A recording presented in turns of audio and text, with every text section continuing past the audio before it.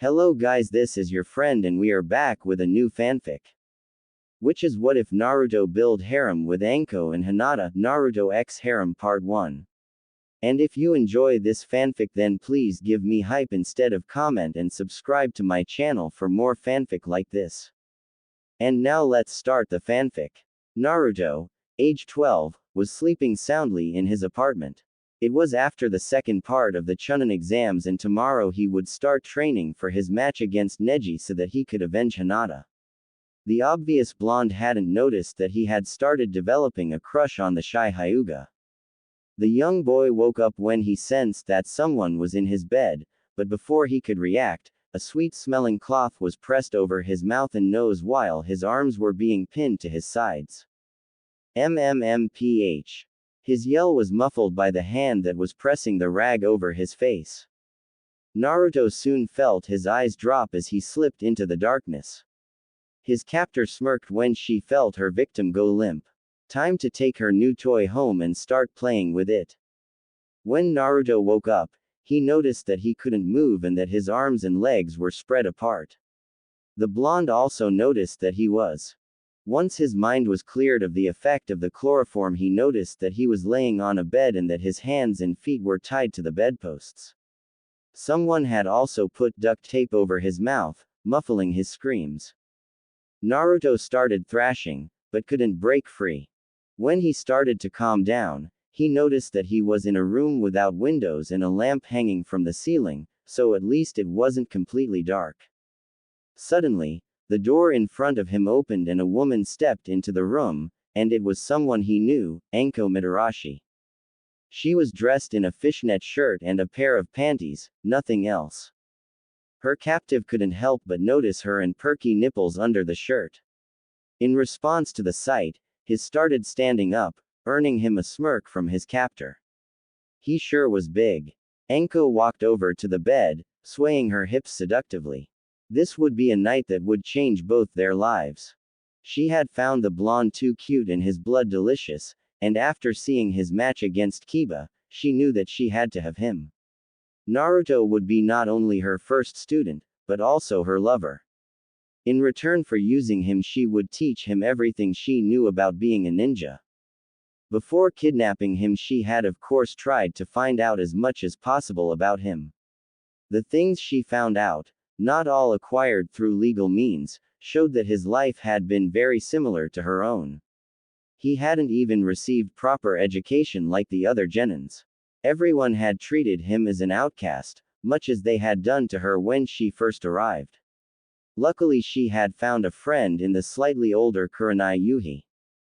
Naruto's only friends seemed to be his teammates, and they were forced to get to know him because they were in the same team.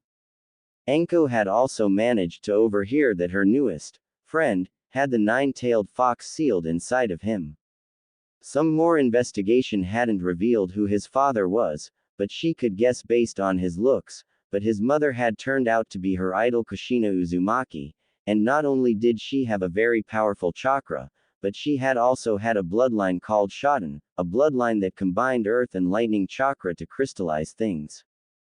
The snake mistress already knew that she would have to teach Naruto the shadow clone's secret ability, but once he knew that they would be able to cut down his training that would usually take years to just a few days. She had chosen a kid with more potential than that Uchiha kid could ever have, and she was going to enjoy every minute of his training.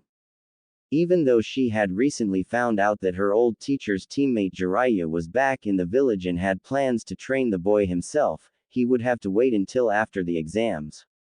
She saw Naruto first. She had now reached her prey and smiled seductively at him.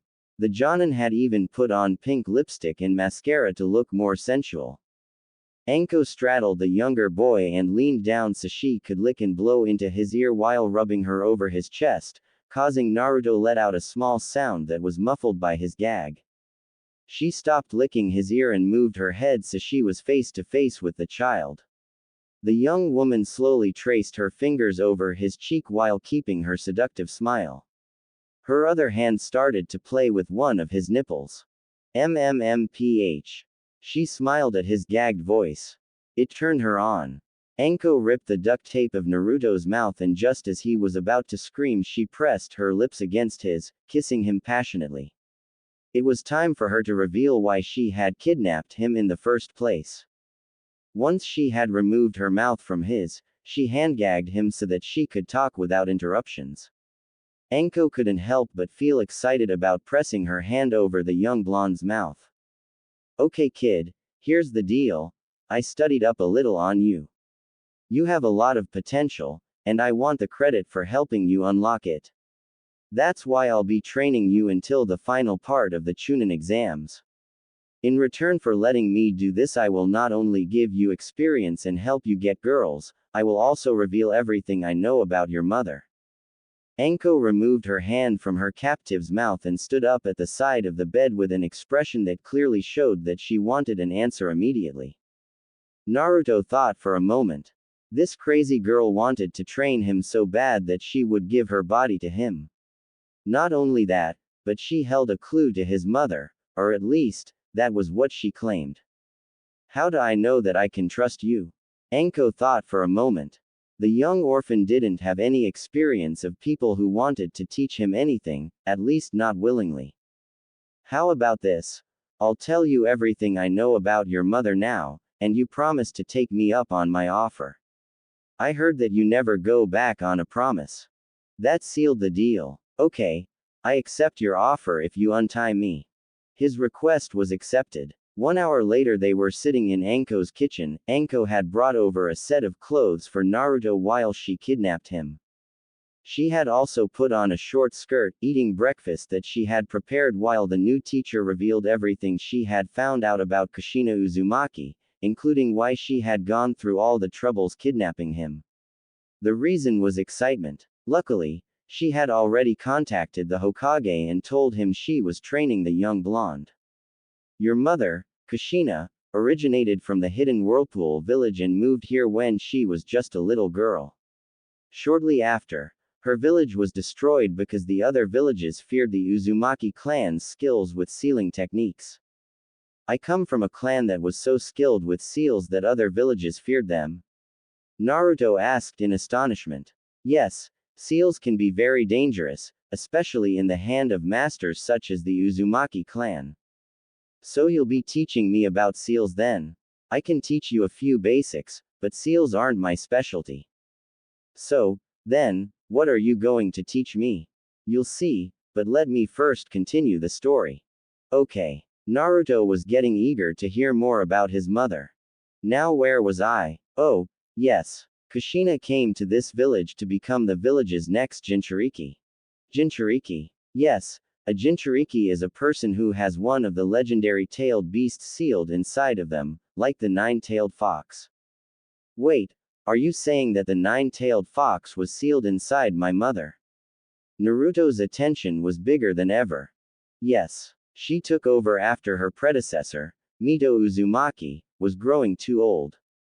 So all containers of the nine-tailed fox were from the Uzumaki clan. Yes, but you're the first male.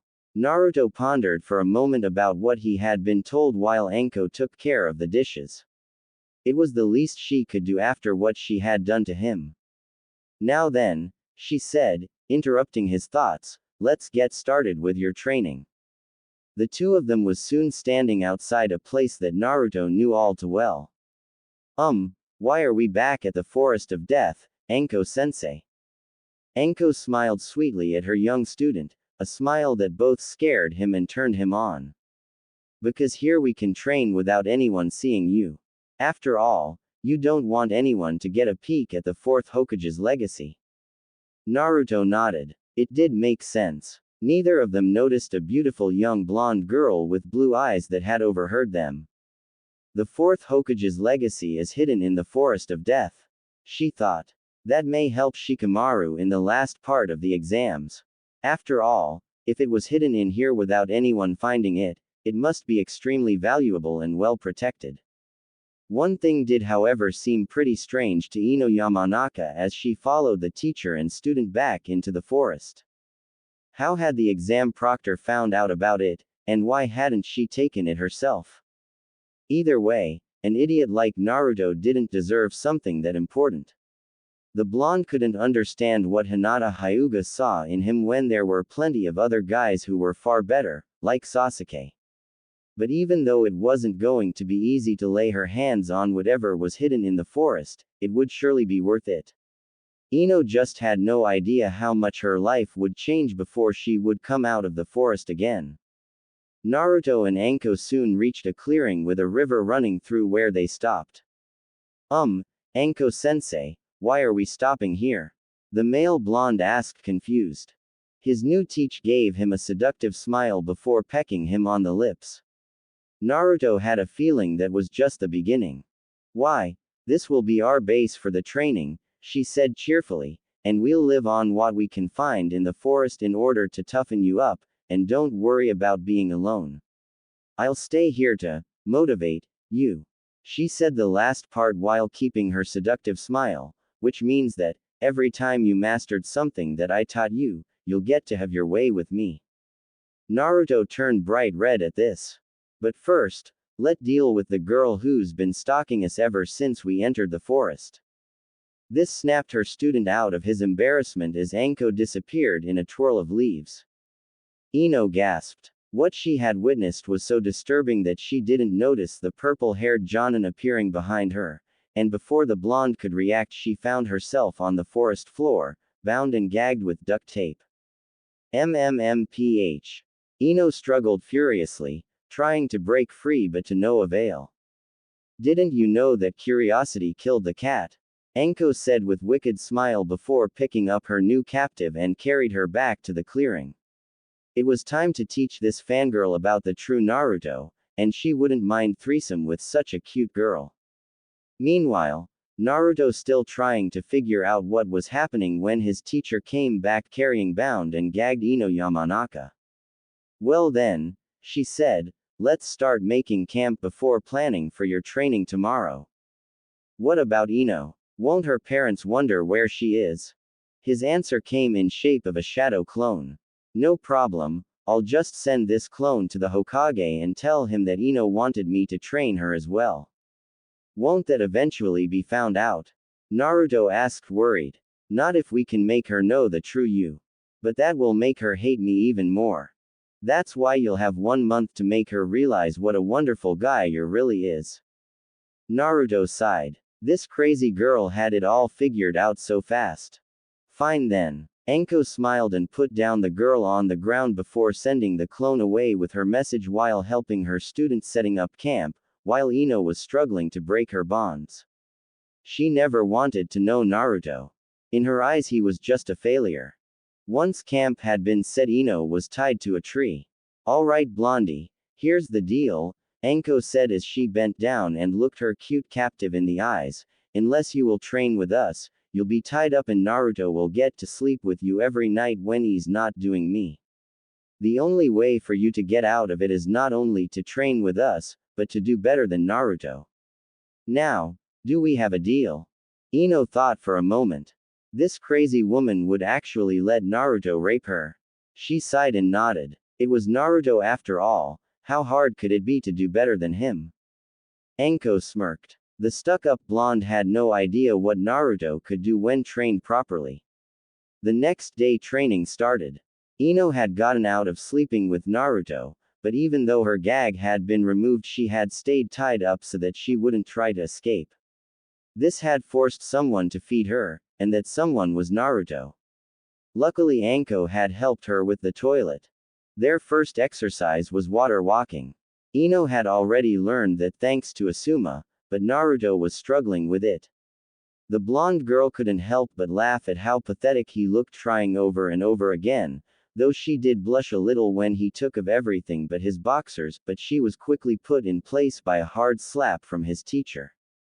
There's most likely something wrong with your seal Naruto-kun, Anko said, earning a confused look from her female student, who now had a red handprint on her cheek. Let me take a look at it. Naruto nodded and channeled his chakra to the seal. One look was all she needed to realize that someone had tampered with it, and the thing that didn't belong there. She had seen the real seal when she was studying up on him, and that was an addition to the seal, and it reeked of Orochimaru. Fortunately for Naruto, Anko could break it, restoring the seal back to its original form. Once the seal had been restored, Naruto had no problem walking on water, making Ino very surprised. It was time for some answers. Hey, what kind of seal can make that kind of difference? She asked. The other two looked at each other. The woman whispered something into Naruto's ear and the blonde causing the blonde to blush before thinking for a minute, then he nodded. She could tell his training partner his secret. Well, Ino, the purpled-haired Jonin said with a mischievous look, I'll tell you if you promise to become Naruto-kun's girlfriend. Ino gasped, causing Anko to laugh. Don't worry, I was joking, you'll only have to become his girlfriend if you tell someone else this without Naruto's permission. Now it was Ino's turn to ponder. Was the secret really that big? She looked over at the boy in question and noticed his sad look. Come to think about it, why was Naruto the way he was? He was always trying to show himself off to others, like he never had anyone to praise him. The blonde girl gasped. Even though she had been running after Sasuke, she had never seen anyone being even friendly to Naruto. All the grown-ups seemed to hate him, and she had a feeling it wasn't because of his pranks. Ino always had someone to help her grow as both a person and a ninja, but she couldn't remember ever seeing anyone help Naruto with anything. What if he had to learn everything practically on his own? That would explain why he never seemed to get any better, because no one told him how to improve.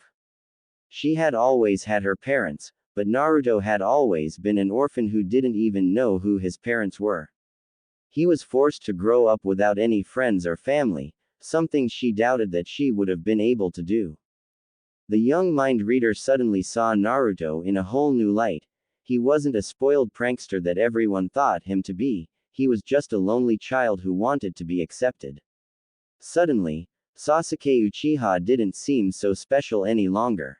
Sure, he was an orphan, but at least he knew where he came from, and because of that he had always had people accept him. He was too spoiled to be boyfriend material. She would rather have Naruto as a boyfriend. Ino nodded. I'd rather die than tell anyone without Naruto-kun's permission. Both people were surprised. Ino wasn't just saying it, she actually meant it. Ino decided that it now was Naruto's turn to open his eyes, and realized that he was too good for someone as shallow as Sakura Haruno. He didn't deserve having his heart broken. But first I want to know why you like Sakura so much when she not only have eyes just for Sasuke, but barely sees you as a friend. She said. The male blonde thought about what Ino just said, and realized what she said was true. What did he find so good about the pink-haired girl? The answer was simple. Sure, she was pretty and smart, but she only saw Sasuke.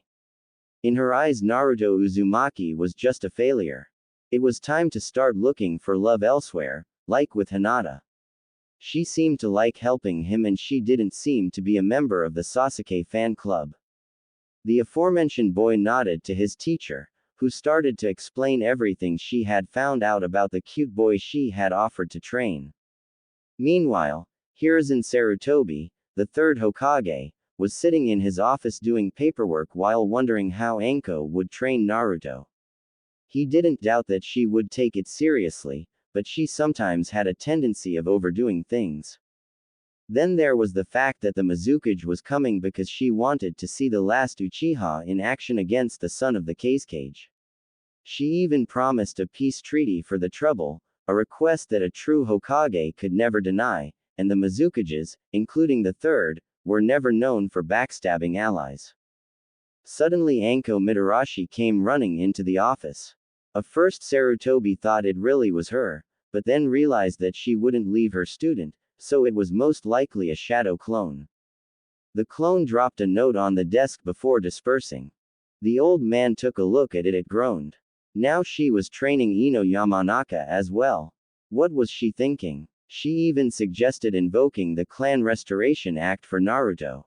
The third decided it would be better to inform Inoichi about his daughter's whereabouts before going back to work.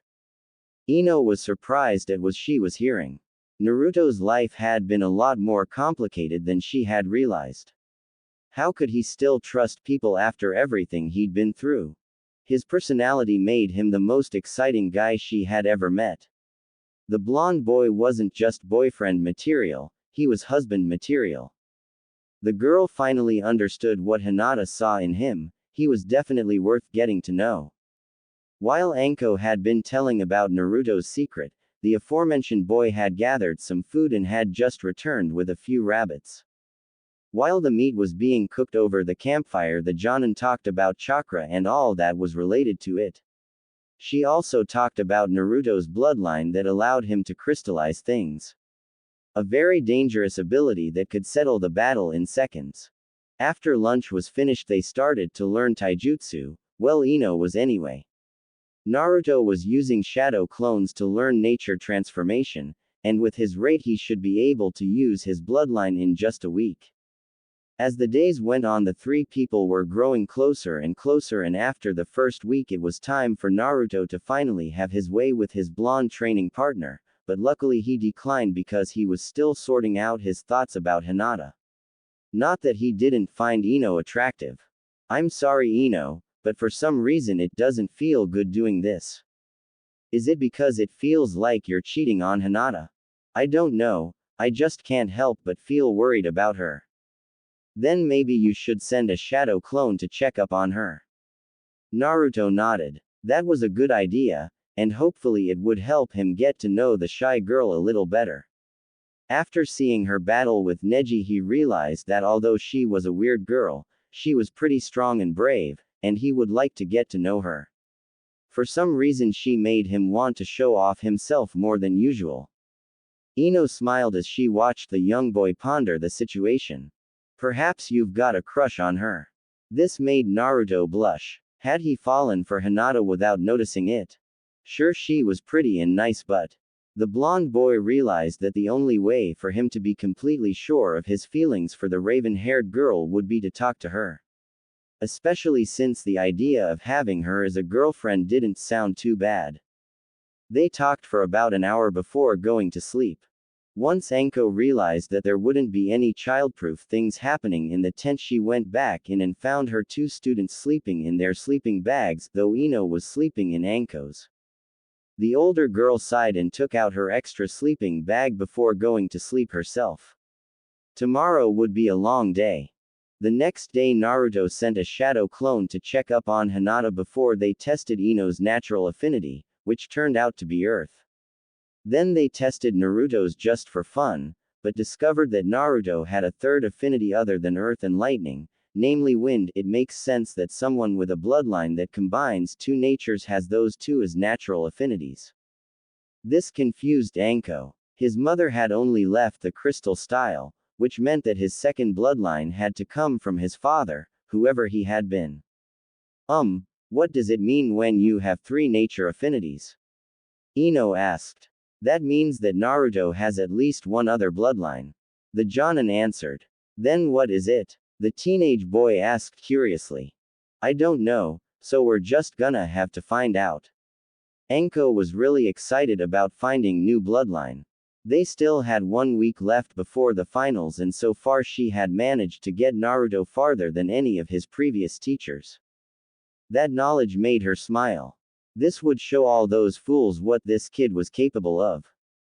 By lunchtime Naruto's clone had arrived at the hospital where Hinata was, only to find out that she had just been signed out.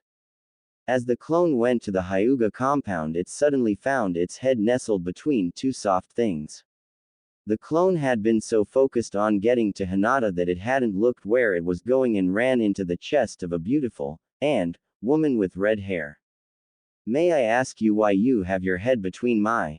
The woman asked with a smile, but you could tell that she was dangerous. I'm sorry. I wasn't looking where I was going. The clone couldn't get away fast enough. The mysterious beauty watched him run away with a smile on her lips. How dare he defile the Mizukage? The man beside her said. Calm down, Aoi, she said. Don't forget that that boy is the last of his clan and therefore my future husband. If the Hokage allows you to invoke the Clan Restoration Act, a boy beside her said. That's why I will tempt the cute boy with my body and the Hokage with a permanent alliance. And you think that will work? Aoi asked. Of course. My spies have reported that Naruto grew up without love, and love is something I can offer him, especially after his battle with Zabuza. He's definitely a guy in my taste.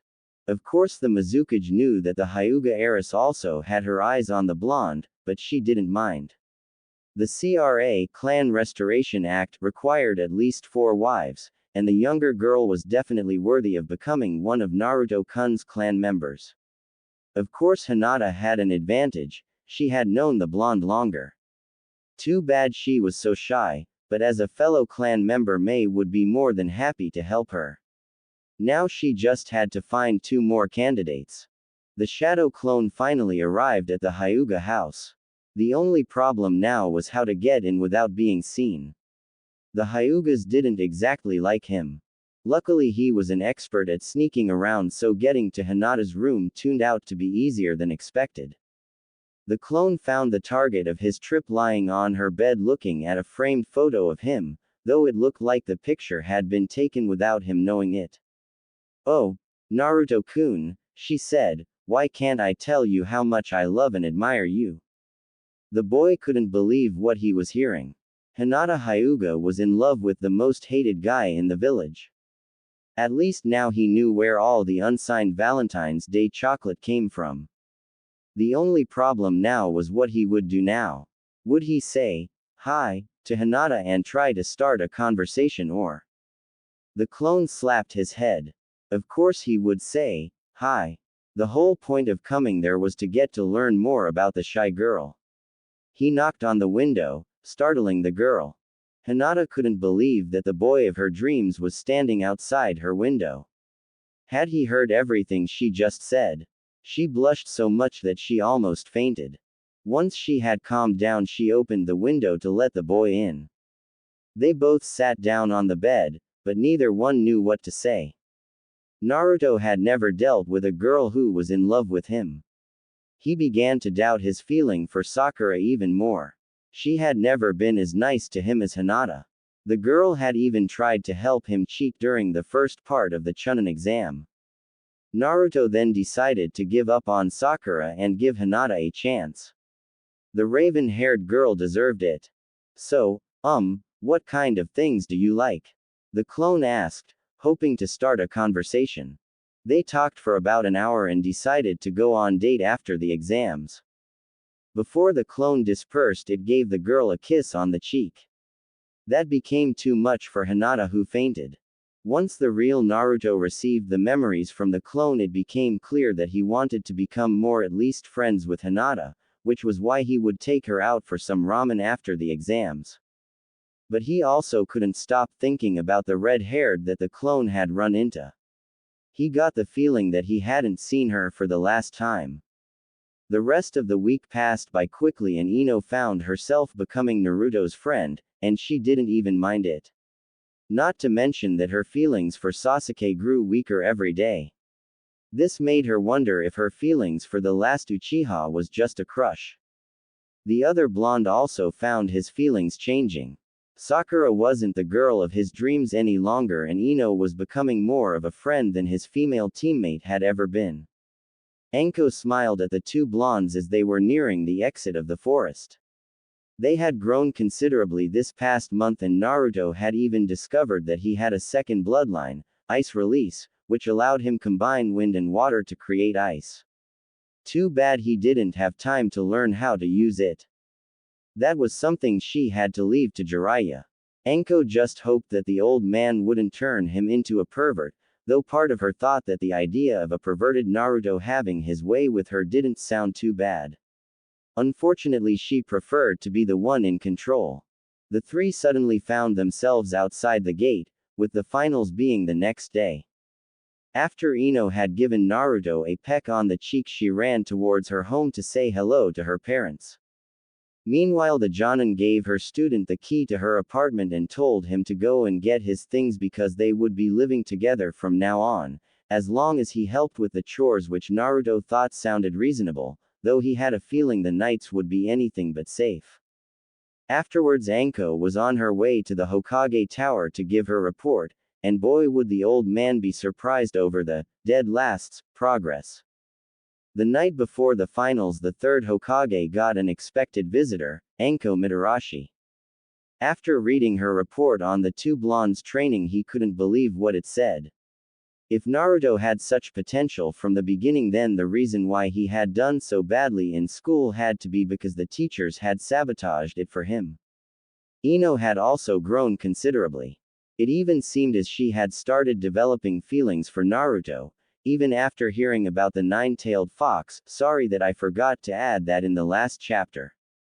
And to add to his headache, the Mizukage had approached him earlier that day and suggested a permanent alliance if the CRA was invoked in favor of Naruto Uzumaki and she got to be one of his wives.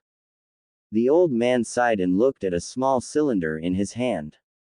It contained a red fluid. It was the Sharingan in concentrated form. Sarutobi had acquired it shortly after the Uchiha massacre in order to prevent it from falling into the wrong hands. The result now laid in his hand. Because it was combined of all of the Uchiha's Sharingan, it was probably the most powerful Sharingan that wasn't the Mangekyo Sharingan. The third had wanted to give it to Naruto as a compensation for everything the village had put him through, and it seemed that the time was now. Problem was that with Orochimaru planning something and the finals being the next day, it had to wait until after.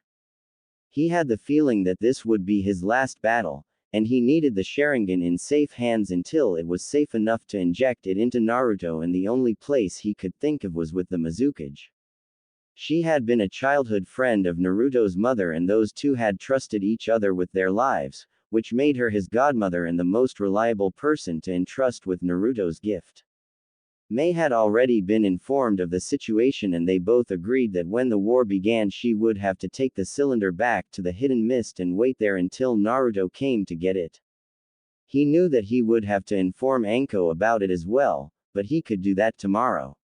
Right now he was very tired, and he would need all his strength for the war. At least he had secured Naruto's future.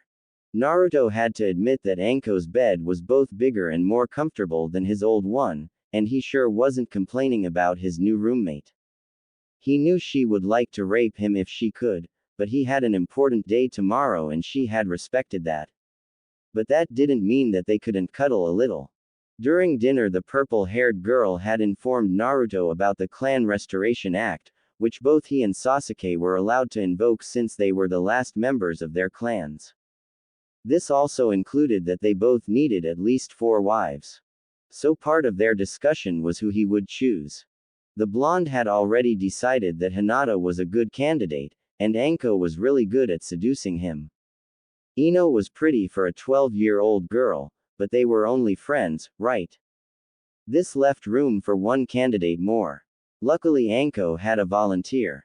The Mizukage. Yes, a marriage with her would ensure an alliance with the Hidden Mist. I've also heard that she's quite a looker who just like you possesses 2 bloodlines. How old is this woman exactly? She's in her late 20s. The Hokage has also informed me that she's an old friend of your mother.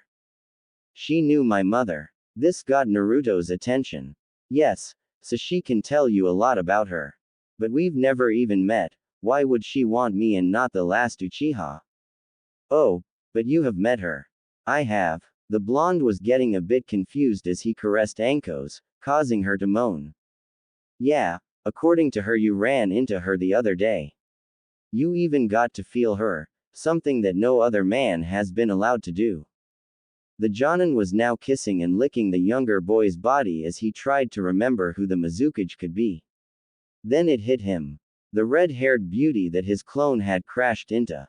His teacher-lover had been right, she was quite the looker. Though she did scare him a little.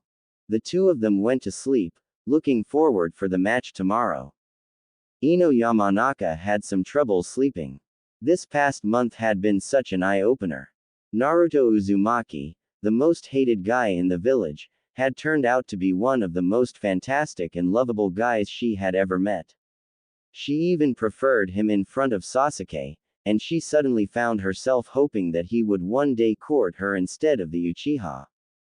This revelation shocked Ino. After spending so much time with the blonde idiot, she had fallen for him, though she doubted that her feelings were as strong as Hinata's. Speaking of Hinata, the blonde girl wondered how the Hyuga heiress was doing, especially after Naruto's clone had visited her. Was there a chance that the two girls could share him? Probably not. Ino was a girl that the raven-haired girl had a good reason not to share anything with, especially not Naruto Uzumaki.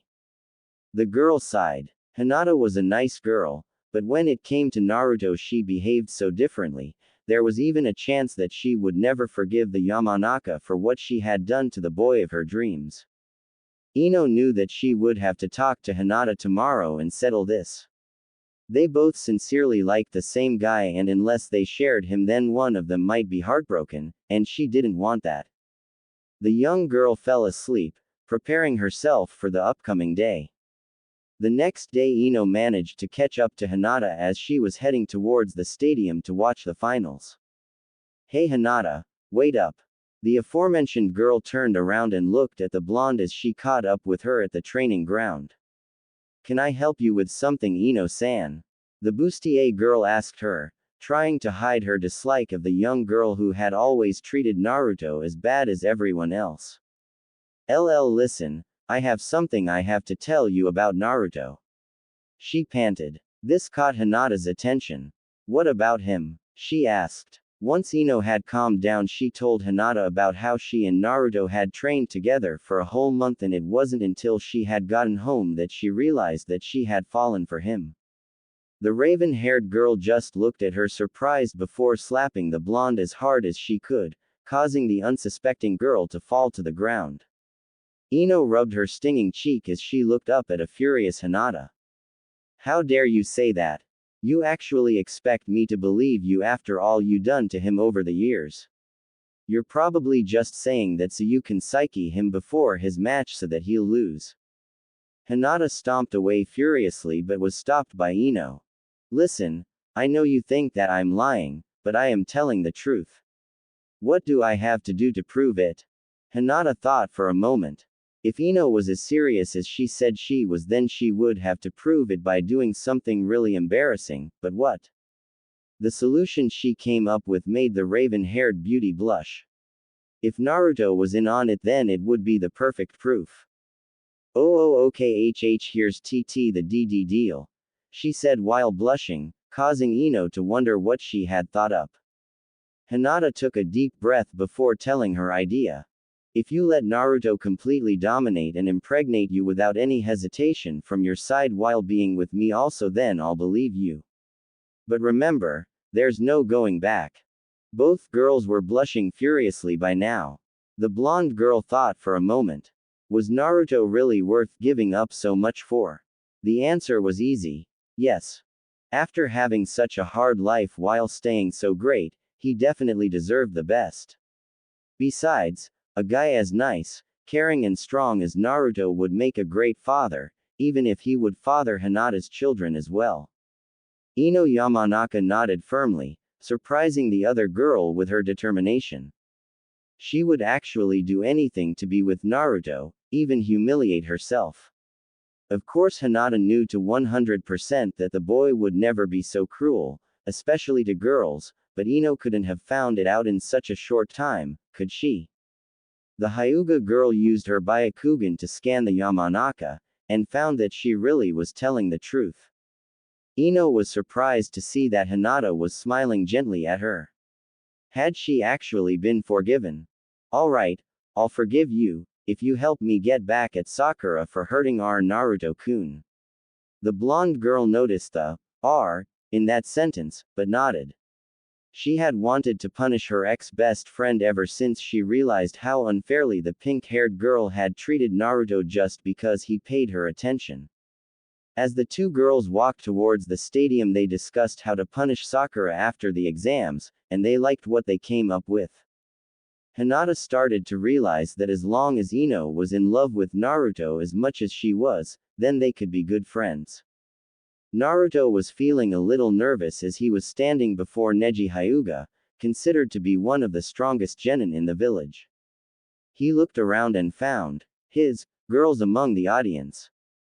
Mei Terumi was sitting with both the Hokage and Kazekage, while Hinata and Ino were sitting with Anko and Kurenai. The purple-haired Jonin was whispering something to her red-eyed friend. If Naruto knew his new teacher right, she was probably bragging about her success with his training. The only one the blonde couldn't see was Sasuke. If he didn't come soon, he would be disqualified. Naruto guessed that Kakashi had rubbed off on his teammate, and for some reason that sounded fair. The blonde knew that he shouldn't think like that, but he couldn't help it. The Jonin had preferred to train Sasuke even though he too had needed extra training. Luckily there was Anko Mitarashi who had been more than happy to train him, so things had evened out. It had given more than anyone had taught him before. Naruto then understood why Anko was so cocky. She had proven herself a better and more effective teacher than anyone else in the village. The purple-haired girl had earned the reputation of being the best in what she did, and that was always something to be proud of. The blonde turned his attention to his opponent who was gonna pay for what he did to Hinata. The two smirked at each other. Neji, because he expected an easy victory, and Naruto, because he would wipe the floor with the cocky Hyuga. The match started and Naruto used the multiply shadow clone technique to create 100 clones.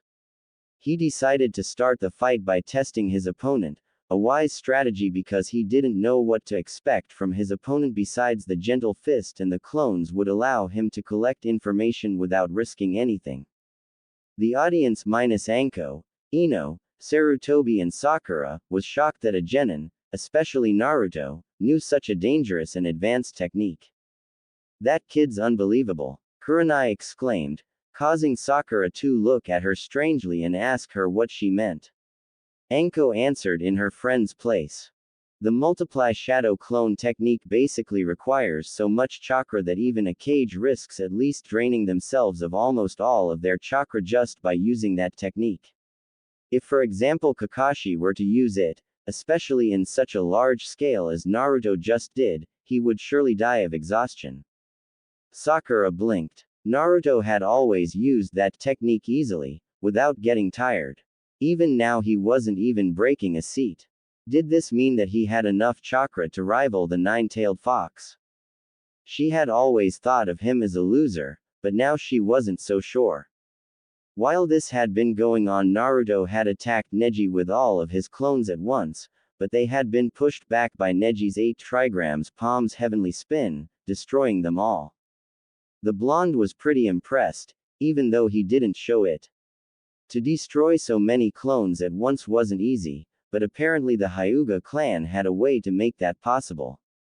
Besides, those clones didn't get wiped out in vain. They had gathered the information necessary for him to see trough that technique. The key to it was rotation. No rotation, no ETPHS. Luckily Naruto had just the technique to stop Neji's rotation, but first he would need some information. He wanted to know why the older boy hated his cousin so much. Why did you hurt Hinata so much?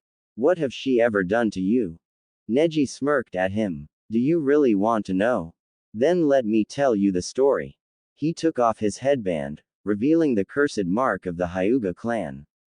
Neji's story was really sad and made Naruto realize that maybe he and Neji wasn't so different. He cast a glance at Hiyashi, Hinata's father, who was sitting in the audience. The look on the man's face told him there were more to the story than Neji knew. You have no idea how it is to be marked with something that can never be erased. Neji's comment pissed Naruto off. He knew more than the Hyuga suspected. I wouldn't bet your bloodline on it. The blonde said, lifting up his jacket. May decided to give him some better looking clothes in engagement present if he would accept her, and putting chakra into his seal, making it visible. This seal was put on me the day I was born. Though it increases my powers, it forced me to grow up completely alone, hated by everyone in the village without ever knowing why. At least you know where you came from and had people to accept you. Neji couldn't believe what he was hearing. It was true that he knew about his background, but that didn't mean he liked it, but Naruto had had it even worse. He was unwanted by the whole village. No one had ever cared about him or praised him.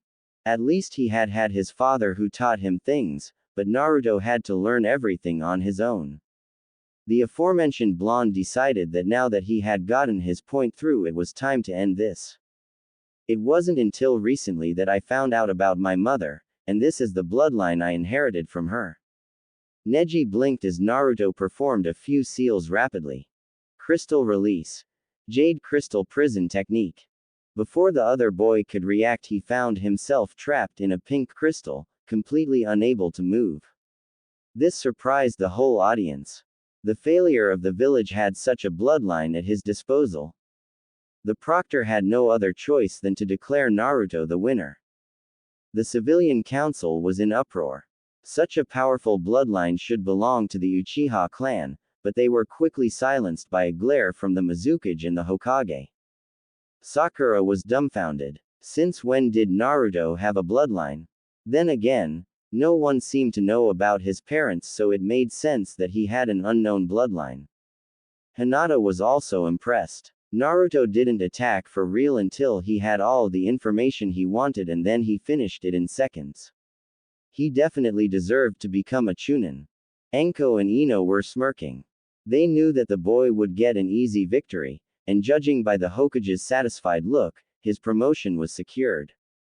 Once Naruto had returned to the seats and sat down with his girls, it was time for Sasuke's fight. Problem was that the Uchiha still wasn't there, so Gaara won by walkover. This irritated Orochimaru, who was actually disguised as the Cage. His plans were ruined, and it was all because of Kakashi. He sneaked a look at Naruto. The boy had grown really strong and was also a big obstacle. He would have to improvise or else it would be over. Among the audience was a blonde, beautiful woman with big. She was usually well known, but she had disguised herself as a 12-year-old flat-chested girl with red hair, glasses and freckles. That woman's name was Tsunade, and she was very impressed by what she had seen. Minato and Kushina's son had acted as a true Chunin with the way he had battled, and judging by the look on her former teacher's face, the boy could be sure to become one. Not to mention that he was kind of cute, but too young for her. She usually avoided the village, but her curiosity over the son of the fourth Hokage intrigued her to come and watch, and so far she had been nothing but impressed. His teacher had to be a real genius for the blonde to be coming this far. Of course, Tsunade didn't know that Naruto, under the tutelage of Anko, had become a master in seducing women, and if he wanted her, then he could and would make her attracted to him, making her ignore the age difference. It was finally time for Sasuke's fight, but the boy was nowhere to be seen. Naruto cast a glance at his opponent, but Gaara showed more like annoyance than satisfaction. This meant that he didn't have anything to do with the Uchiha's absence.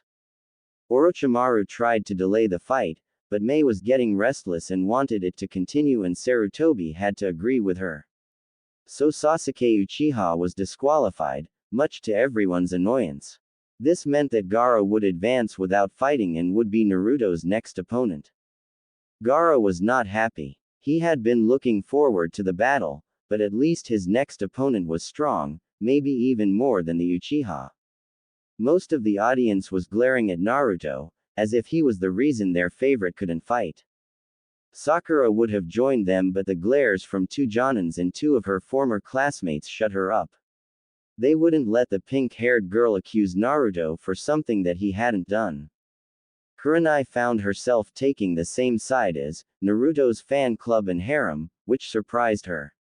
The raven-haired older beauty had to admit, though, she really admired Naruto for showing her such a professional and impressive fight. He would go far.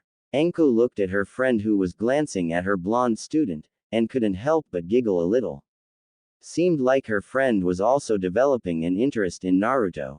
The match continued to Kankuro and Shino, but the puppeteer declined as to not reveal his puppet's abilities beforehand.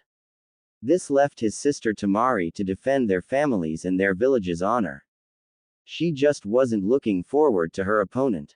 The blonde beauty from the desert believed that this guy wouldn't even try and this would be an easy victory. Boy, Would she be surprised?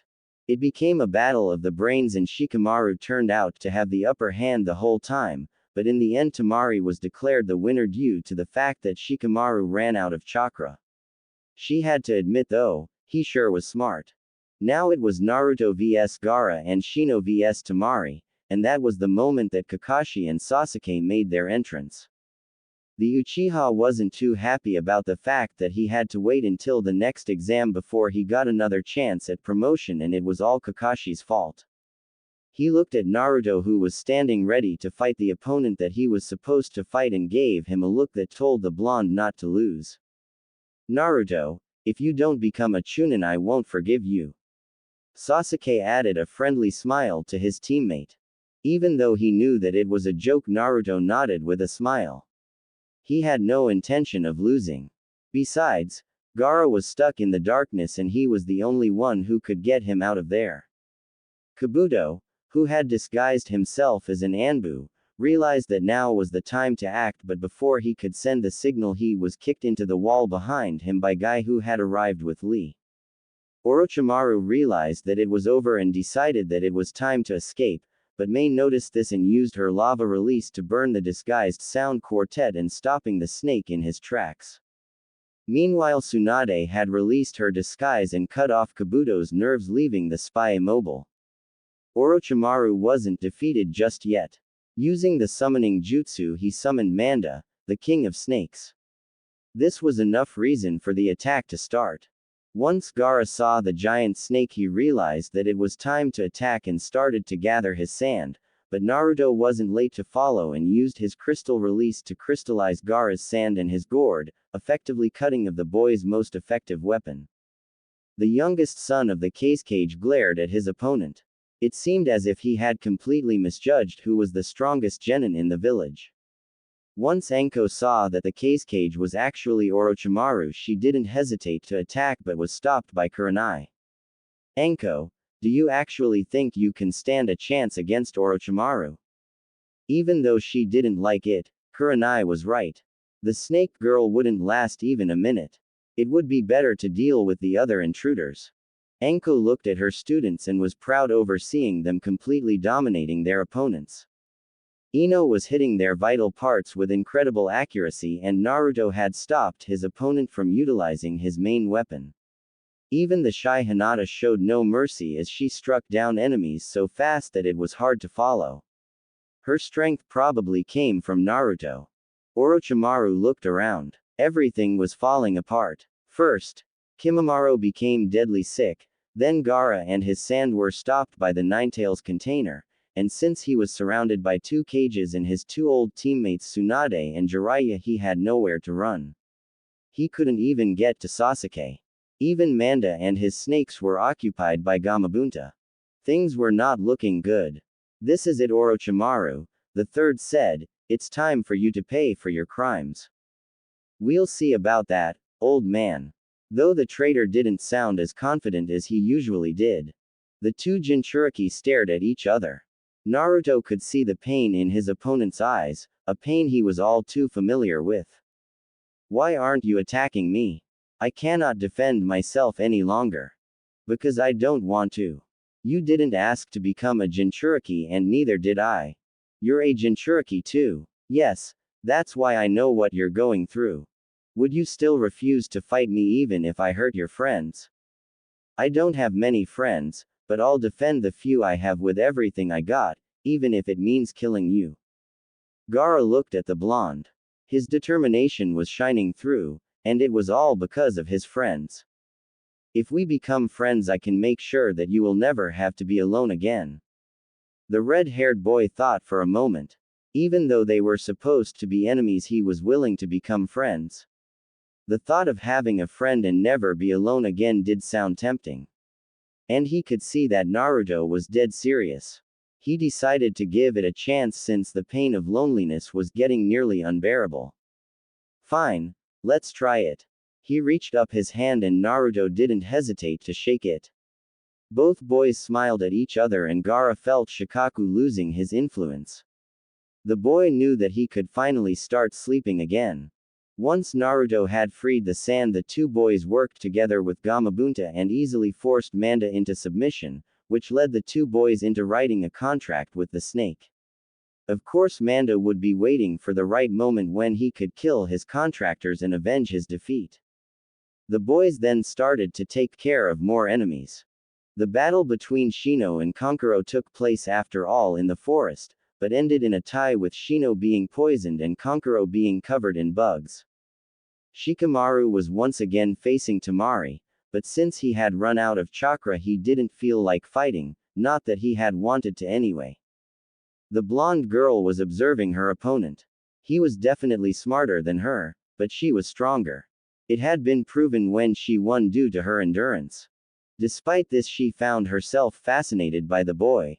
Even though he was lazy, he fascinated her. She was considered one of the smartest kunoichi in the village, but he truly gave her a run for her money. The two of them could have really smart children.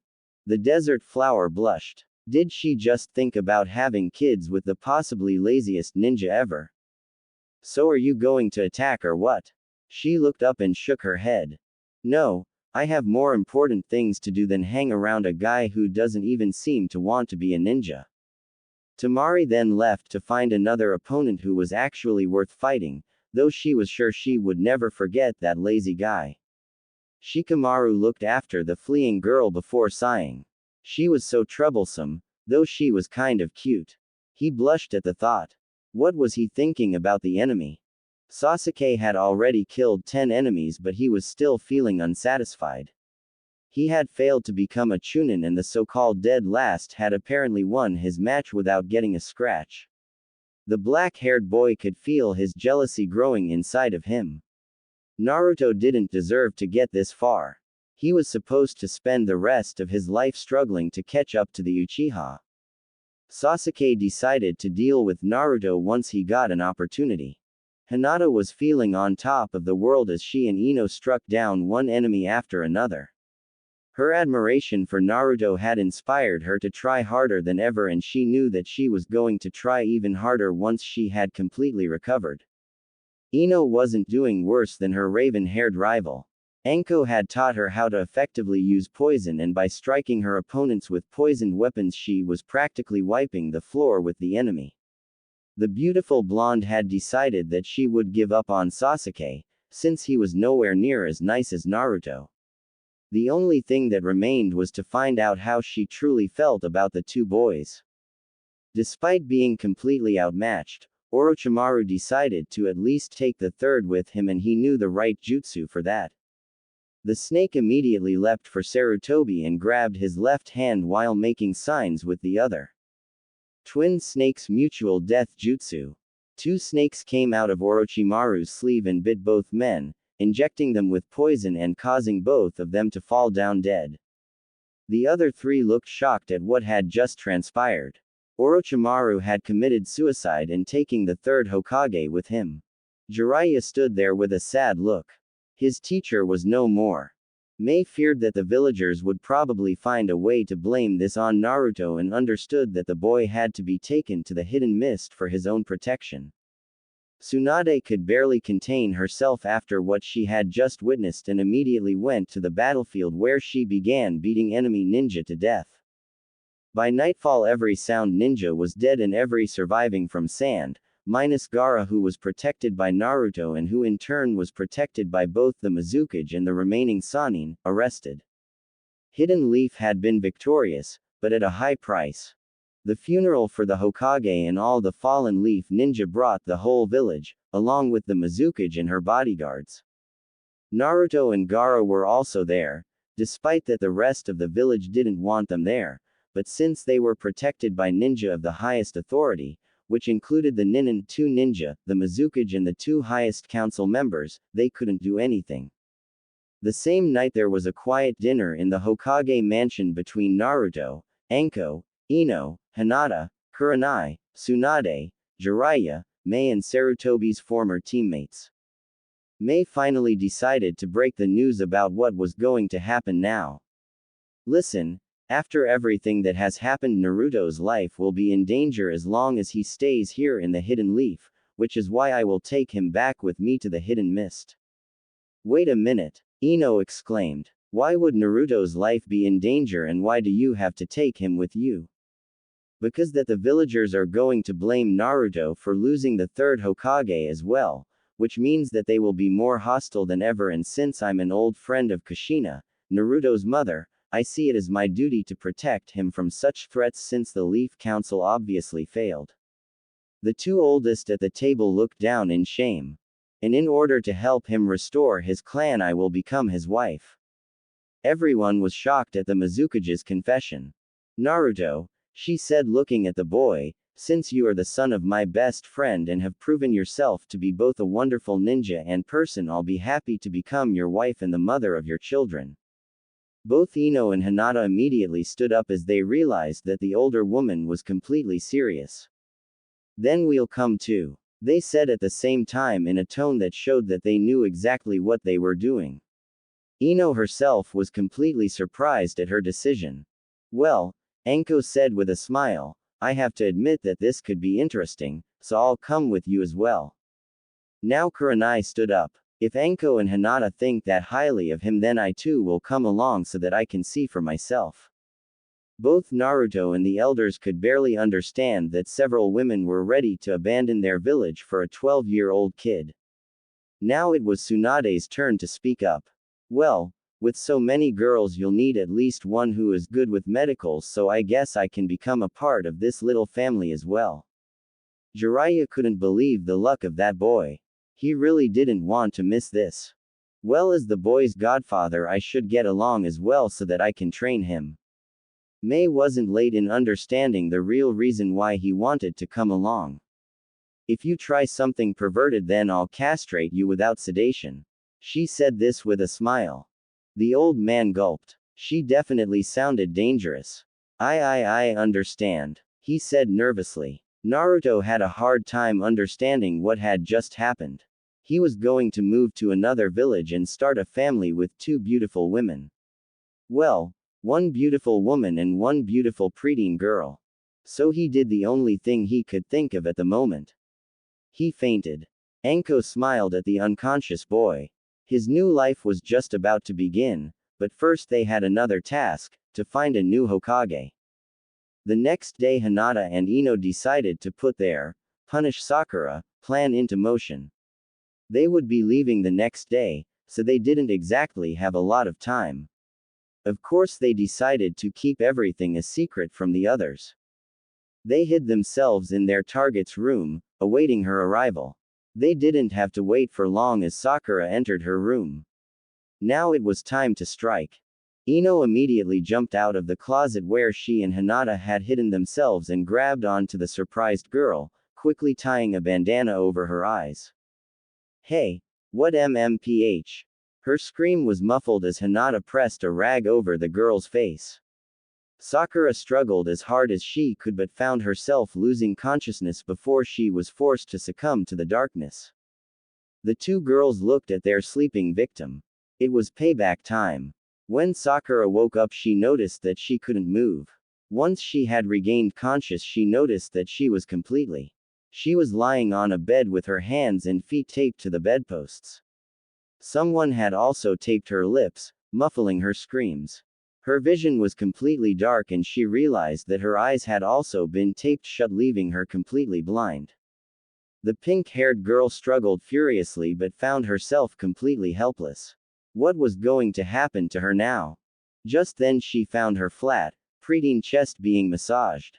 The hands felt like they belonged to someone her own age. MMMPH, MPH, HMPH. Sakura's screams for help was muffled by her gag. Suddenly she felt someone capturing her nipples in their mouth and between two fingers, roughly sucking and pinching them. The 12-year-old girl then understood that she was going to get raped. Naruto was in heaven. He had been kind of surprised when Ino and Hinata had come to get him after breakfast, saying that they had a farewell gift for him from Sakura. This of course made him wonder a little. Why would Sakura Haruno want to give him something? So he became really surprised when he was led to an abandoned apartment building and found the girl he previously had a crush on lying on a bed, struggling to get free from her bonds, her gagged screams sounding like music to his ears. Personally, he liked it when he was this helpless in front Anko, but now he would apparently get to do this to the girl who had tormented him for so long. "She's all yours, Naruto-kun," Hinata whispered into his ear. "Yeah," her blonde companion added, "she's all yours. Just make sure not to let her know it's you. It would be better if she didn't know who did this. Wouldn't this be a fitting punishment for her?" Usually Naruto didn't like to hurt a defenseless girl, but in Sakura's case he was willing to make an exception. His two girls waited in the background as the blonde decided to use his gift. After undressing himself, he went over to the bed, straddled the poor girl and started to massage her chest, enjoying every minute of it while the pink-haired girl tried to call for help, though her yells were muffled by the tape gag. He decided to add some pleasure by sucking and pinching her nipples as hard as he could. He wanted Sakura to suffer while her screams were being unheard. Naruto's hands then left her chest and moved on to her face, gently caressing the girl's tear-stained cheeks, adding to her fear. He then ripped the tape of his captive's mouth and gently caressed her pink lips with his fingertips, the girl being too scared to scream. Naruto then took her face in his hands and roughly kissed her mouth. Sakura didn't know who was raping her, but he was doing a very good job in scaring her. When he then kissed her lips, she at first tried to turn away but soon found herself relaxing and kissing him back, giving her captor full access to her mouth while moaning unconsciously. Naruto suddenly pulled away slowly, watching the pretty girl panting before once again taping her mouth shut. The blonde then continued to place kisses from her cheeks all the way down to her ankles. Now it was time for the real fun to begin. STMMPH. Naruto of course just enjoyed hearing her reaction. He then pulled his face away from the girl's most intimate part and instead placed the tip of his other head at the entrance before forcing it in, causing Sakura to let out her biggest scream yet. MMMMPH. Naruto pumped in and out of the bound girl, enjoying her muffled screams to the fullest. After 10 minutes the two of them come together before the blonde fell down on his victim, both of them sweaty and panting. As Naruto looked at Sakura's panting face, he smiled. He finally got revenge for all her abuse. He then pulled out of the girl and turned around, and was quite surprised to see Ino and Hinata with their panties down panting. They had apparently masturbated while watching. Naruto raped their former classmate. He had just been too busy to notice. Once the three of them had redressed, Ino chloroformed Sakura before untying her and leaving her to take shared shower at Naruto's apartment. Sakura had her clothes in the room so she would be okay, but Naruto still left a shadow clone to keep an eye on her. He had gotten his revenge and didn't want her to get into any more trouble. He did find himself kind of guilty, but convinced himself that they were now even. When Sakura woke up, she found herself still, but free. The girl looked around the room and found it completely empty except for the bed and her clothes that were lying in a nice heap on the floor. After putting on her clothes again, she decided to sneak home and take a shower. The last thing she wanted was for people to find out that she had been raped. She just needed a good story, like that she had remembered an important appointment in the last second. What bothered the pink-haired girl the most was that she had eventually found herself enjoying it. Being completely tied up, helpless and violated had made her excited. When did she become such a Sakura? Haruno would have some serious thinking to do later. Naruto was looking around his apartment one last time. It was time for him to start a new life in a new village, and he would probably never come back here again. He had no regrets though. He had always hated this village. Luckily all his things had been packed into sealing scrolls, so it was only the leaving part left. The boy looked at his watch. He would be having one last dinner at the Hokage mansion along with Tsunade, Anko and Kurenai. The other two would be spending time with their families, who had to accept that the girls wanted a new life with the blonde boy.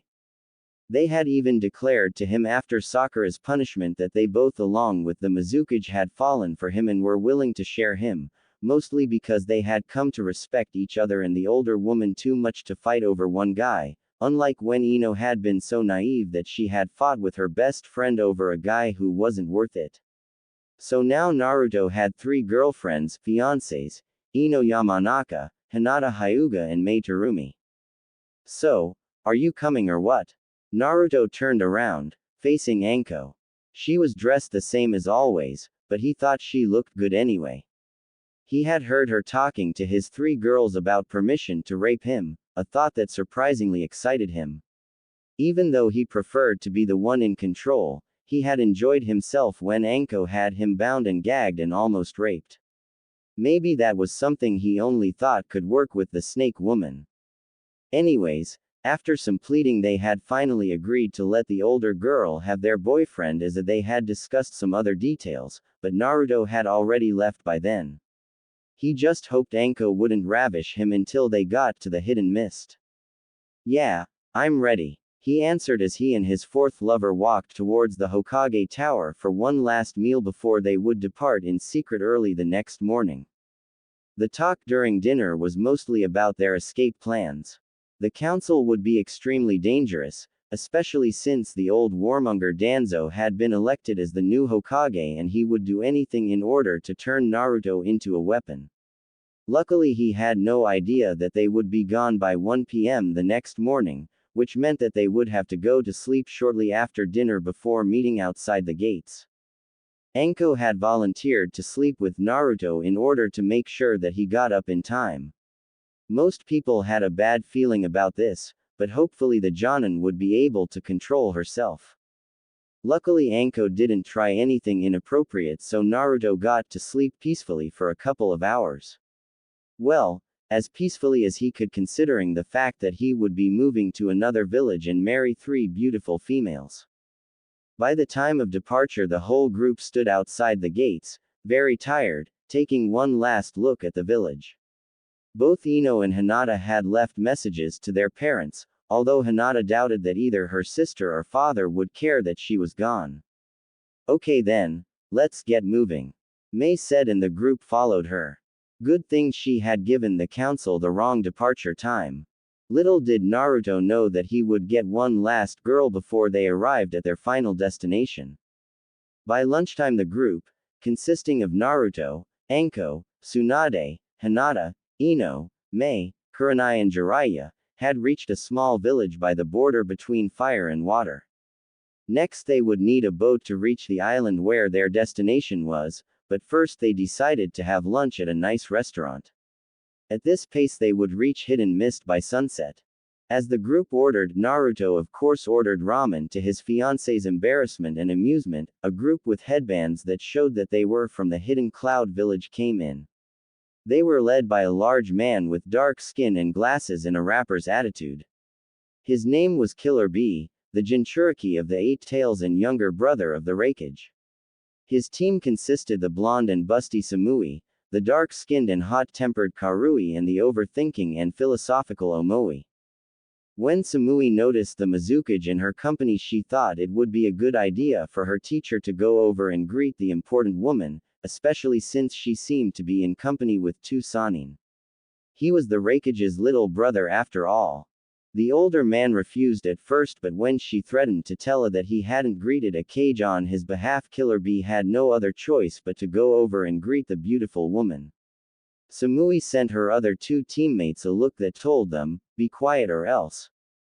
The group led by Mei looked up as the team from Hidden Cloud approached them.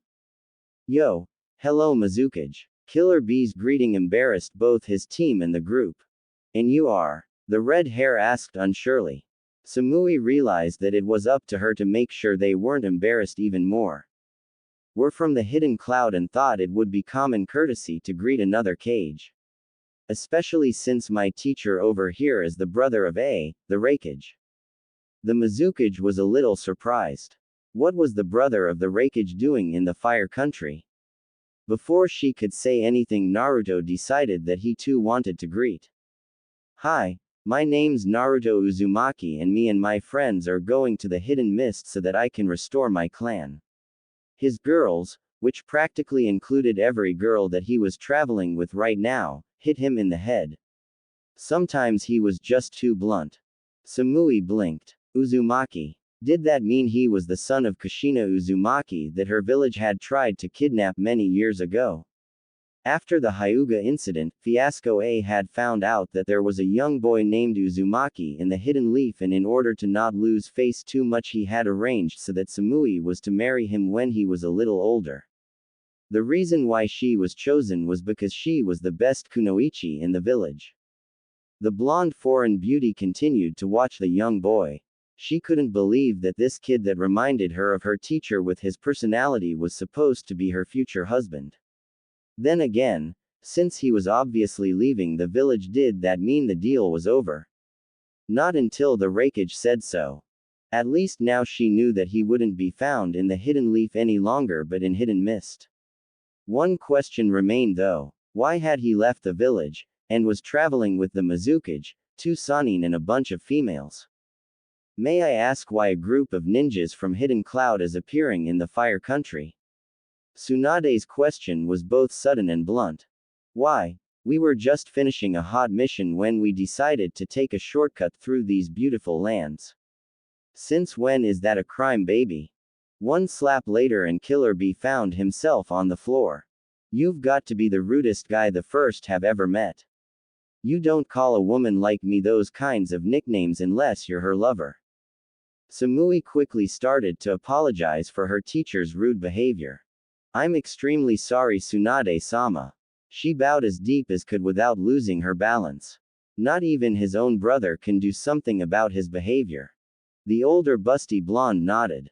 Apology accepted. Team Killer Bee sat down at a table next to them and ordered some food for themselves. Meanwhile, Karui decided to ask the question that had been on the team's minds. Why have all of you left the Hidden Leaf to go with the Mizukage and revive a clan in the Hidden Mist? That is classified information, Jiraiya said as politely as he could without sounding rude. So we're gonna have to leave wondering? Omoi asked. Mei nodded. I'm sorry, but considering what have happened lately, this is something that can only be known by the people involved in the matter. This made Samui even more curious. Luckily for her, she had a paper that made her one of the people involved. A marriage contract between her and Naruto Uzumaki, signed by both the Raikage and the Hokage. She was forced to always carry it with her in case it needed to be invoked before the groom had turned 16. The blonde bombshell took out the piece of paper and handed it to the Mizukage, who read it with wide eyes before returning it. Fine then, the red hair said, but what we're about to tell you must stay between us, got it? Samui nodded. I understand, and I'll promise my team won't tell anyone about it. Hey, what's going on here? Karui asked a bit loud. What was that paper? Naruto decided to add a few words himself.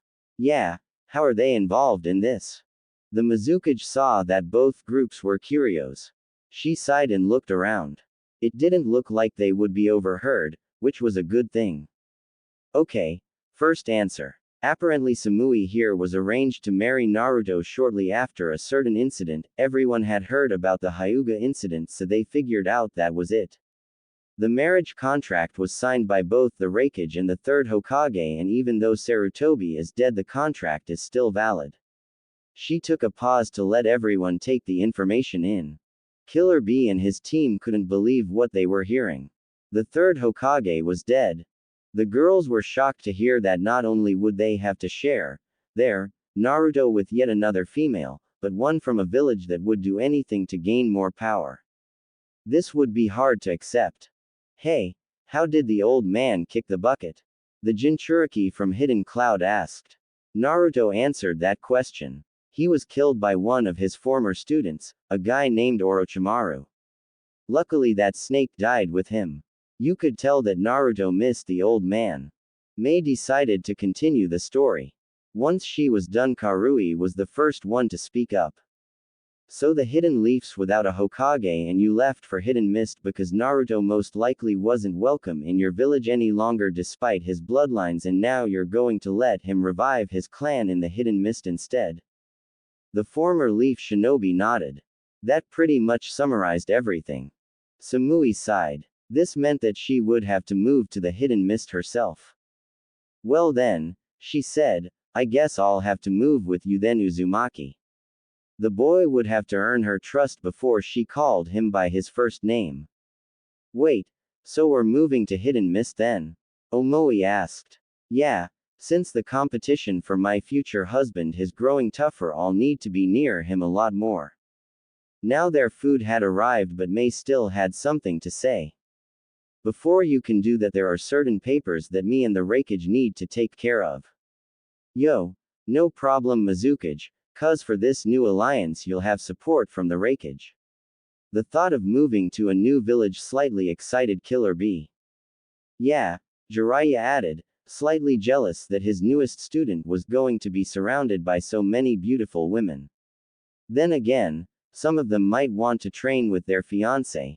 Now there is no reason for the Raikage to have an alliance with the Hidden Leaf and instead focus on the relationship with the Hidden Mist. Speaking of the Hidden Leaf, things were looking pretty hectic there with some of their greatest triumph cards gone, never to return again. Not to mention that their relationship with the Hidden Mist was pretty bad because of what they had wanted to do to the Mizukage's fiancé, because they somehow blamed him for the death of their two latest Hokages. Danzo was so far the only candidate for the position of Hokage along with Kakashi, but all in all it didn't look good for the village. Meanwhile the Hyuga clan and the Yamanaka clan were in uproar. They couldn't believe that their main heiresses had left the village to go with that demon.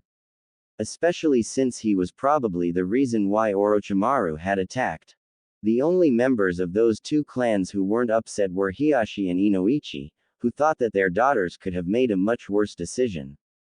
The rest of the genins couldn't believe that Naruto had left the village with so many important people. Add to the fact that he had made Sasuke, the Rookie of the Year, look like a civilian made them wonder just what kind of future he was going towards. The one who was the most upset over Naruto's leaving was Sasuke.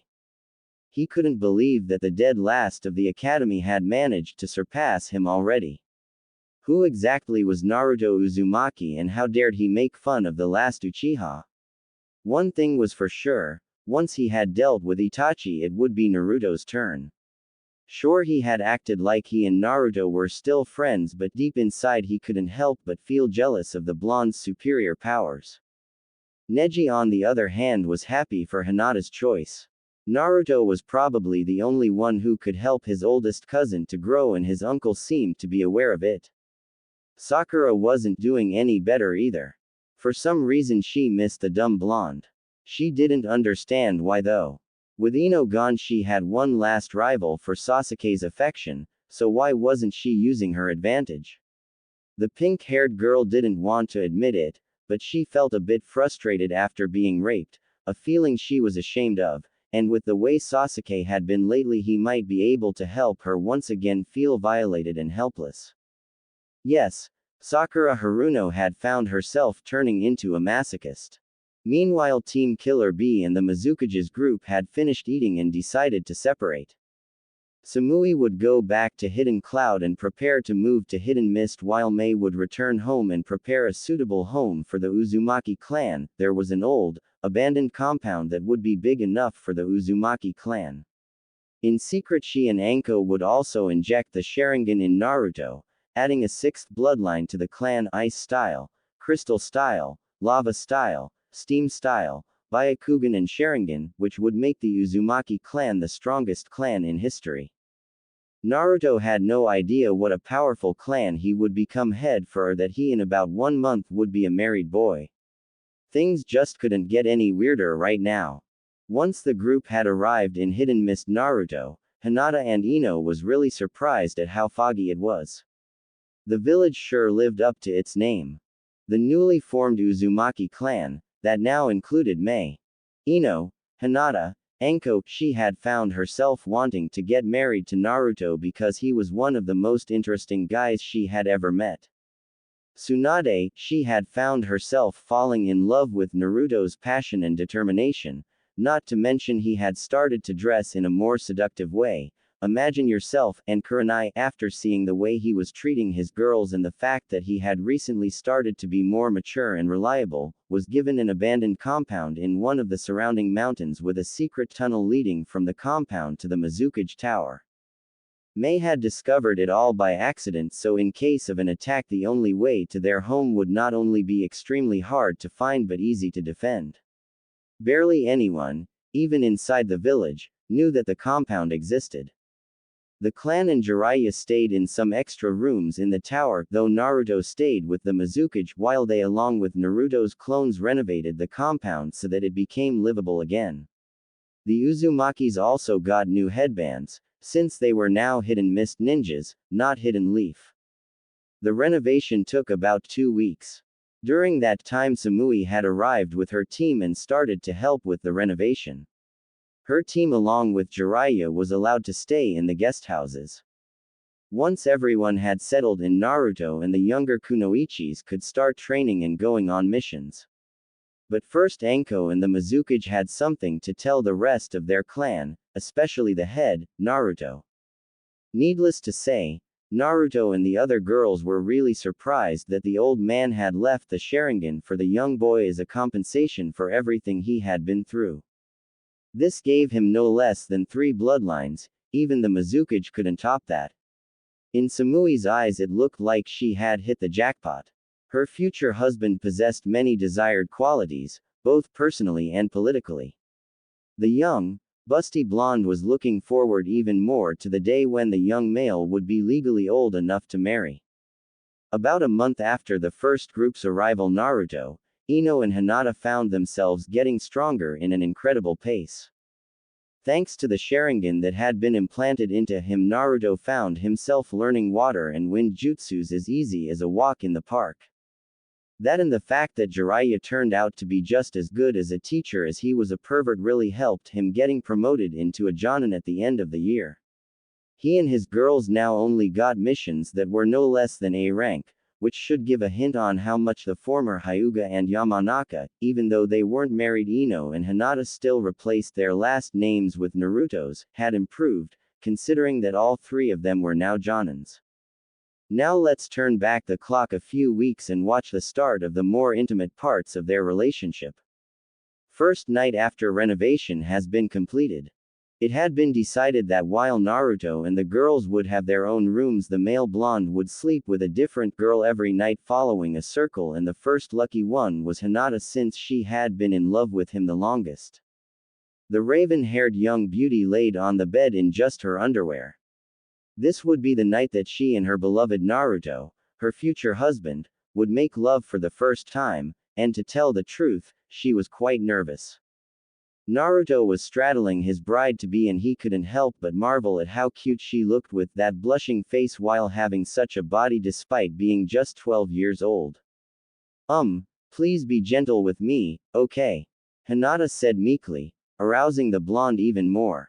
The blonde bent down and captured his lover's pink lips with his own while massaging her, causing her to moan. He also gently pinched her nipples, adding to her excitement. The young girl could feel herself getting wet, not knowing that Naruto planned to drag out on it as much as he could. Naruto then started to kiss and suck on Hinata's neck while reaching under her so that he could remove her bra. The Byakugan user was getting impatient and moved her hands to her back to aid him, allowing the young man to finally remove the garment and throw it to the floor. He then continued to trail his kisses down to Hinata's chest while cupping her mounds in his hands, causing the soon-to-be ex-virgin to pant heavily, which turned him on even more. Naruto then licked the girl's nipples before sucking on them, causing her to press face further into her white while leaning her head back and closing her eyes, signaling that she loved his treatment. The blonde then continued to trace the raven head's body with his tongue down her stomach and along her legs before going back up to her vagina and sticking it inside her panties. "PP please Naruto-kun," Hinata panted, "please take of my panties." The aforementioned boy wasn't late to comply and soon followed with his boxers before putting on a condom. Hinata was glowing red with having her most private parts exposed to the boy of her dreams. Luckily he was the only one she planned to show off her body to. Naruto looked down at the blushing girl and couldn't help but blush himself. He saw his lover close her eyes and pout cutely with her lips, indicating that she wanted to be kissed. She got her wish granted as the blonde leaned down and kissed her passionately while touching her G-spot with his little Naruto, making the girl even wetter. Hinata knew that this was it as she felt her barrier breaking. She was becoming one with the person she loved the most. The raven-haired, petite girl let out a scream that was muffled by the blonde's mouth as she felt her hymen break. Naruto parted a little from those sweet lips and looked down at the panting girl. She smiled a little before nodding. She was ready for the main course. The young blonde started to thrust in and out of the preteen girl just like he had done with Sakura, except that this time his objective wasn't to hurt the girl but to pleasure her as much as he could. Hinata moaned at his actions as she found out firsthand how wonderful could be. There was no way she would ever deny this boy her body. The two soon came together and Naruto collapsed on his fiancée. They looked at each other with tired but happy eyes before kissing their loved one and whispering good night as they fell asleep. In Hidden Leaf a week after Naruto and company had left the village, Sakura Haruno was laying on a bed, bruised and bound and gagged with duct tape. Despite her body hurting like hell, she was happy and satisfied though a little tired. The pink-haired girl had noticed how angry Sasuke had been lately, most likely because he had lost big time to Naruto. So she had gone over to his apartment and asked him to take his frustration out on her. The black-haired boy hadn't hesitated to accept her offer before tearing off her clothes and tying her up with duct tape and ravishing her as hard as he could, which was perfect for Sakura since she had found herself being a masochist after her rape a few days earlier, which she still hadn't told anyone about. She was just happy that she could help Sasuke with his frustrations this way, and since Ino had gone with Naruto, her worst rival was gone. Even though he had let out most of his aggression on the girl currently lying on his bed, Sasuke Uchiha still wasn't satisfied. He just couldn't accept that the dead last of the academy had surpassed him so soon after graduation. He needed to get stronger and revive his own clan so that he could one day challenge Naruto, which was why he had decided to kidnap several women and let them become part of his clan, even if it would be against their will. He had already set his eyes on his next victim, Hanabi Hyuga. The Hyuga council would probably not agree to let him have such a young bride from their clan even though he was an Uchiha, but what they didn't know wouldn't hurt them, right? Besides, Sakura seemed to be more than willing to do whatever he asked. Those two girls would be a good start, at least until he would be old enough to be offered more brides. Having a blood connection with the Hyuga clan was just the beginning. Luckily Danzo, the new 5th Hokage, had approached him the other day, offering him more power and getting a chance to have his revenge on both Naruto and Itachi in exchange for joining a secret organization called Root. The Uchiha had been a bit hesitant. Even the council didn't seem to trust the old man. His offer was too tempting to be ignored. The two shook hands. If Danzo gave him Hanabi Hyuga, even if it meant kidnapping her, then the deal would be permanently sealed. Then it would be just a matter of time before they could attack Hidden Mist and Hidden Sand for leaving them, especially since Shikamaru and Neji had moved to the later to be with their girls, Temari and Tenten, away from the greedy Danzo. Kakashi would be a problem, but Danzo was confident that he would be able to handle it. What he didn't expect was that Sasuke was already gathering data so that he could kill the old warmonger when the time would be right and take his place as the Hokage. A few nights later, a masked man stealthily entered Hanabi Hyuga's room. He quickly pressed a sweet-smelling rag over the young girl's face, causing her to wake up and start to struggle, though in vain. MMPH. The remaining Hyuga heiress felt darkness claim her as she drifted into a deep sleep by the fumes from the chloroform. Her days in freedom were over. The next day the whole village was in uproar when it was discovered that Hanabi Hyuga had been kidnapped. The only trace the perpetrator had left behind was the chloroform-drenched cloth, which proved that the young girl had been kidnapped and neither the Aburame nor the Inuzuka could track her down. In order to gain more support, Danzo claimed that it could only have been done by the Hidden Cloud, especially since they had already done it once before. He also claimed that the kidnapping was supported by the Hidden Mist, who wanted to strengthen their relationship with the great ninja village in Land of Lightning.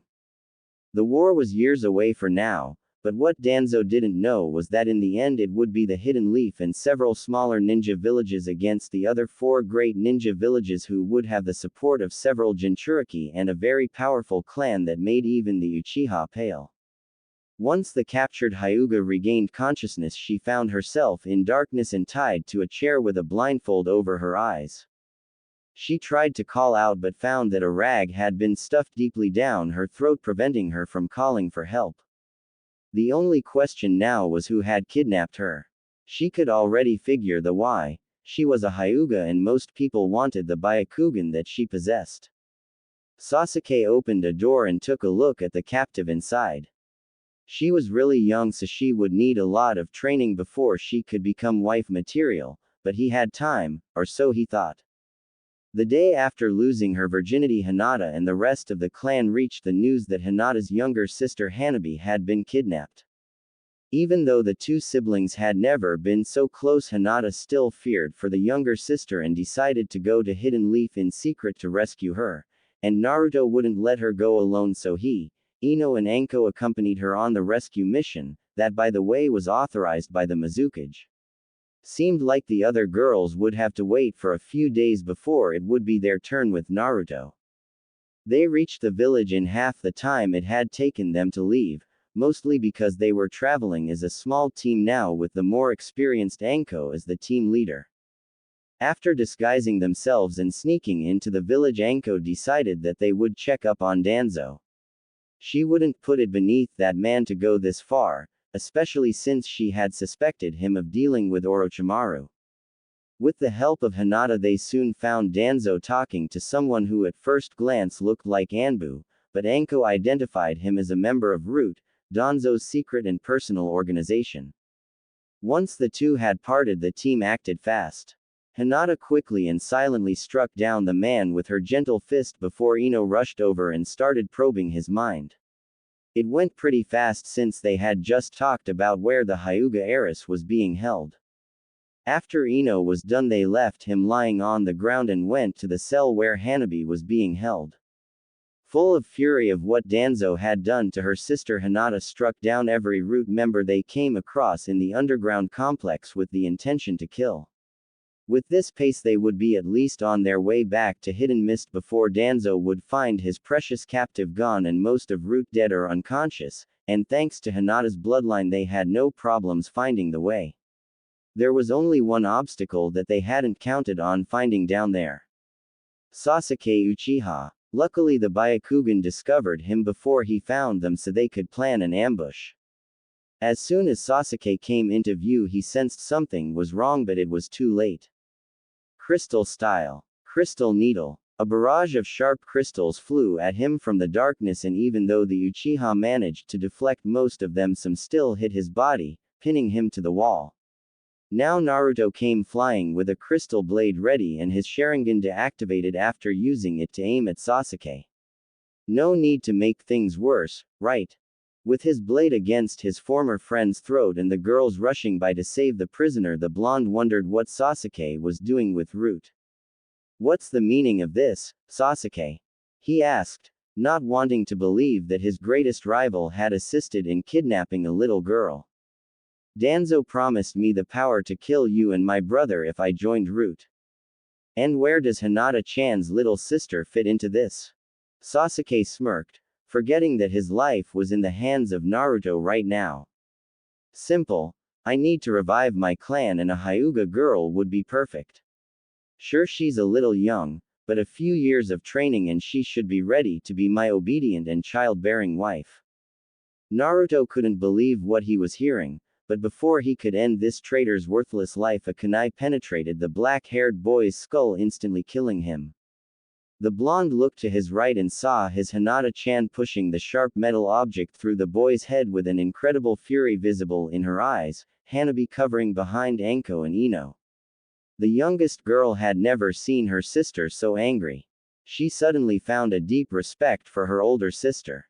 The group took one last look at the Uchiha's corpse before sneaking away, though Naruto and Ino had a hard time keeping their tears back. They had never imagined that their old classmate would go this far for power. Good thing that they had already taken care of all the root member that had been down there at the moment. They then decided that it would better to take Hanabi with them. That would be safer for her. Once Hanabi was informed what would happen, she asked the last question that Hinata expected hearing from her younger sibling. Does that mean that I too will become one of Naruto Nichin's wives?